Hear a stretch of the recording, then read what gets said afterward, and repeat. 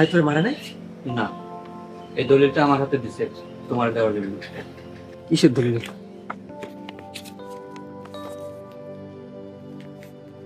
আমি রাজীব মিয়া, পিতা মৃত বারিক মিয়া, গ্রাম ওজানতলি। আমি আমার পিতার কাছ থেকে পাওয়া ফসলি জমি, বাড়ি ঘর, দোকান, ব্যবসা বাণিজ্য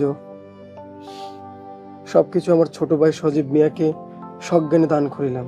আজ থেকে সকল সম্পত্তির মালিক সজীব মিয়া। পাইছস তোর জমি, খুশি হইছস? আমার বড় পোলা রাজীব আমি ভালো করে চিনি, ওর মতো মানুষ হয় না। ভাইজান কখনো আমার আর তোমার সৎ ভাইবোন ভাবেন। আমার রাজীব কই? রাজীব ভাই ভাবির নিয়ে বাড়ি থেকে চলে যেতে। আমি না, চল তো তাড়াতাড়ি চল।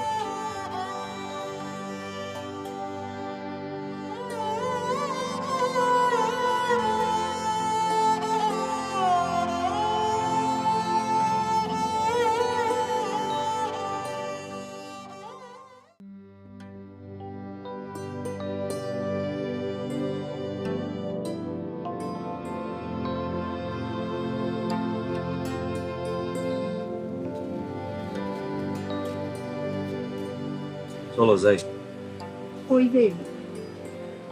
এসব যেদিকে যাই এদিকে যাম না। বাজান, আমারে লগে নিবি না? আম্মা তুমি তুমি আমার লগে যাইবা, আমি তো তোমার সৎ পোলা।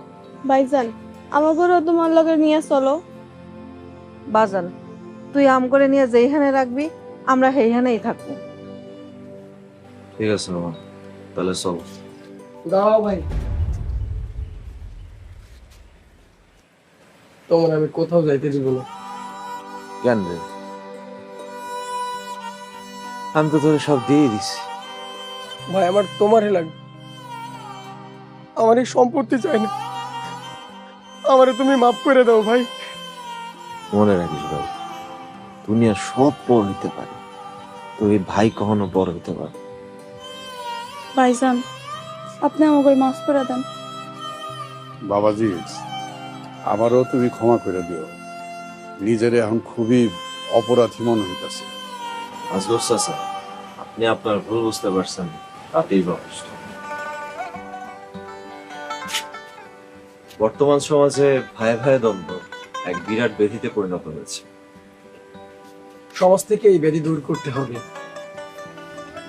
জায়গা জমি নিয়ে ছোটখাটো ভুলগুলি নিজেরাই সমাধান করি।